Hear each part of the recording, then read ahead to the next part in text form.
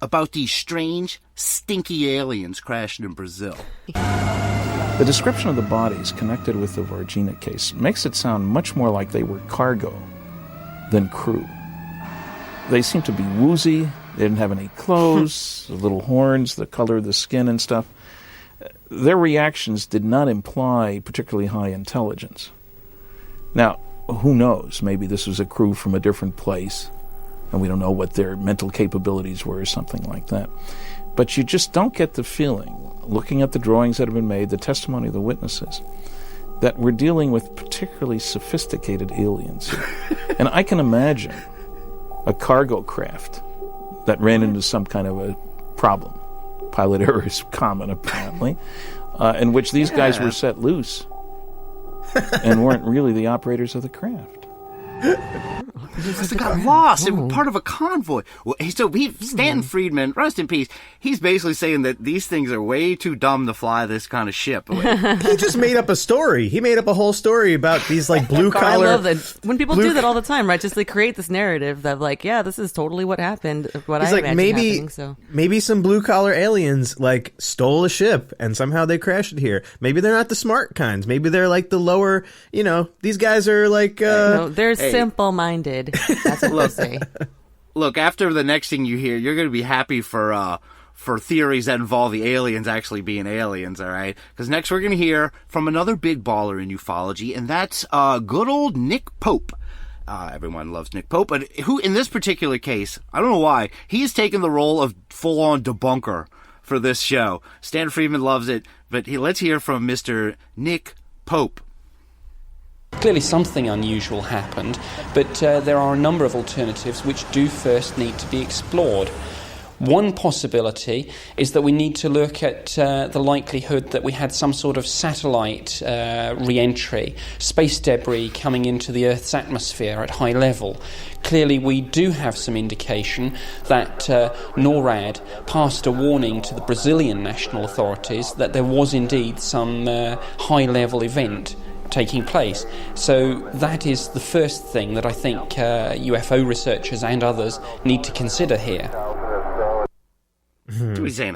A satellite with stinky guys on it is coming? Stinky satellite's on its way. Watch out. You know what Stanton Friedman? You know what Stanton Friedman would say to him?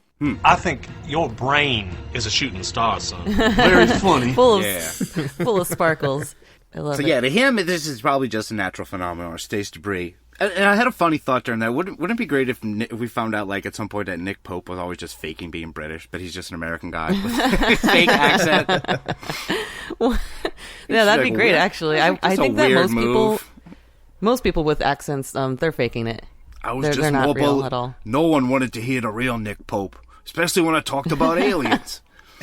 He's like, but you throw it. It's true. You throw a British accent on things, and you become a little bit more like legitimate sounding. You sound like you just have like this credibility about you all of a sudden. I think that's no. I think we got to keep an eye on all the British researchers. But Pope goes on, and Pope goes on. I didn't play all of him. He's going to go on to say that the lights could have been helicopters, and that trucks are always around, trying to explain away the crash incident where the ship crashes and trucks show up and firefighters show up and military show up, like they said before. We're going to get back to the actual story. We're going to get back to the story and not this expert speculation. Let's hear about witnesses that could be called credible. According to reports, a combined team of army and firemen removed something or someone from the crash wreckage and then took them to the local hospital. The reaction of the doctors and the nurses was kind of mixed up because some of them thought it could be an alien creature. Others thought it could be some genetic experiment, and some of them thought it could be the devil's son. The military, some of them who actually took part in the capture proceedings, came to the researchers to tell, I was part of it. I was there. I helped to capture. I helped to hold. I helped to put in the box. I helped to transport. Oh my God. See, we have first-hand witnesses from the military. These sirens are the worst. I'm sorry. Every time a fireman or military is brought up, it's all sirens. But what they're saying is that the people who actually, the military men who actually handled this alien, put it in a box, that they have come forward and they have told them this happened.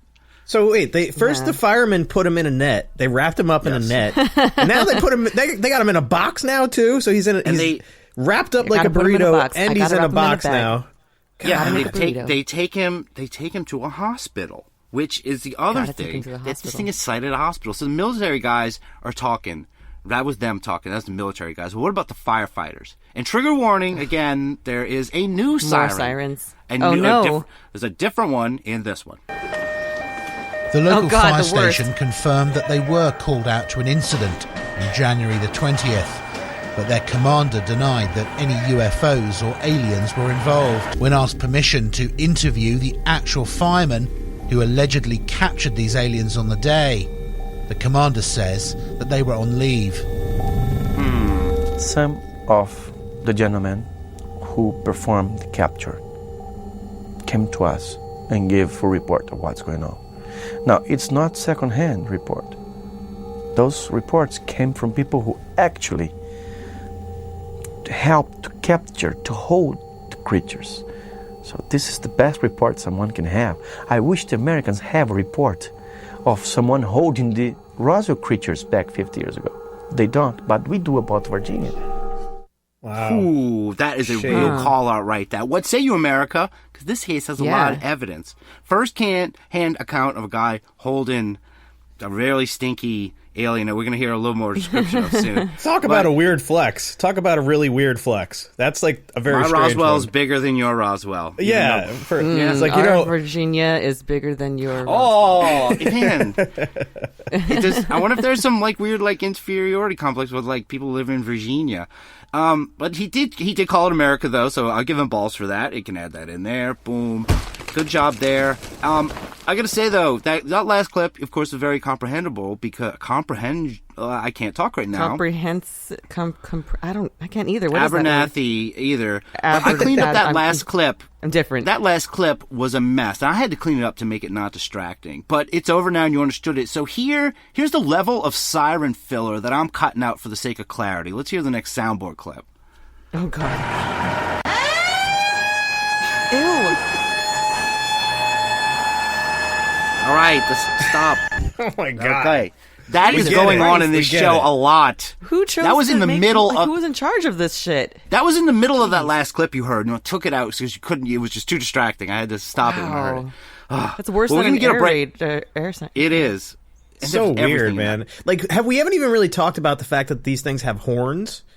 Like, they mentioned that a couple times that these creatures have horns. I keep thinking of like Hellboy, like the first scene in the original Hellboy, where they find the little baby demon. Just take care of it. Just be nice to it. No, it's not that kind of horns, and we're going to hear what these horns that these things have. So I'll give a little description of these creatures because they'll talk about it later. But these are light gray aliens, but there's no way you can call them grays because everyone says that they're brown and that they have huge red eyes and what looks like horns, but they don't mean imagine if the term horn row is like cornrows of horns, like 3 horns, but they go all the way across. So it's like horn rows. So like a dinosaur, kind of like a dinosaur thing going on. Yes. Yeah. Like a Super Mario Brothers. Those dinosaurs had really good hairstyles. Early 90s Super Mario Brothers. These are definitely really distinct from grays, and because they're described as coming out of the wreck and looking woozy. And somehow Stan Friedman's like, that just means they're dumb. They don't know how to walk. They couldn't fly a ship. But they were probably just flying it drunk. Yeah, and maybe they're not used to this environment because they're also described as having you can see all their veins through their skin, like just like pumping out of them. They're really weird looking. I don't think these things can be grays at all. No. I mean, why does everything that comes from a UFO has to be a gray? So it's absolutely not. It's different. They're different. They're their own thing. We're going to give them a name later, but we're going to get a break from the sirens now as one of these researchers describes the vibe in Virginia at the time. Well, the town was just going insane because everybody was on the streets because many UFOs were sighted at that time. So people was just connecting one thing to another. I'm talking about hundreds, thousands of people on the streets, and everybody wanted to know, demanding answers. It was a kind of a mass hysteria, I can tell you this. Yeah, so this whole case, this story of crash and alien sightings, and people had already seen the ship itself, and there was video going around, and this is 1996, and you guys brought up Ariel. Ariel was 2 years before this, and these creatures sound like the drunk versions of those, where they're described as like dark colored in skin and flashing around, but these things aren't flashing around, but it is a close description to Ariel. I don't think that's a coincidence. I don't think that's a coincidence. Like 2 years? I think the biggest difference is that they didn't have horns, the ones in Ariel school. They were those they said they had dreadlocks. They were hippies. They They were so also different hairstyle. Yeah, they were also like their own thing. Like it was also another description you never heard of. Hornrows or dreads. It's similar. That may be how. Well, yeah. I mean, that's true. You know, that gives me an idea. It could be kind of like the way if, let's say, a crew of people, of us humans, went over to some place, right? And, like, they happen to be, you know, like, different types of, like, kind of people that you hang out with. You know, you've got, like, oh, here's the skaters, here's the punks, here's, like, these so they're like, yeah, they're just, like, dressed differently, different hairstyles. Yeah, they're just chumming it up to wherever they go. Like if they came here, they would, I don't know what, have Crocs on and... Yeah, they're just from a different neighborhood, you know? Yeah, or that one species... Trying to fit in badly. That one species, their planet is just evolved to like the level of the 1970s, so they're rocking like 70s fashion. These guys are like more different punkers, so they're like just 10 years more advanced, possibly. Yeah, and this is the 90s. They are extreme looking. It does look like they should be on like an energy cans with that weird hair thing. Except that they were all woozy and stuff, so like anti-energy cans, they're just getting high off of that shit. Yeah, and the town is just, like I said, they said in there, mass hysteria is going on. And all this hysteria in Virginia, the media runs with this story, and there's numerous news stories about it, which you can still find. And all these stories being out, this puts a lot of pressure on the military to give the public some answers. This is Virginia. They want to know what's going on, and they tell the public an explanation that's, well, unique. The local military base which was involved in this incident was an officer training academy called ESA. When asked about the UFO crash and alien capture, they flatly denied it. But bizarrely, they explained the eyewitness reports of aliens at the hospital as a misidentified dwarf couple. What?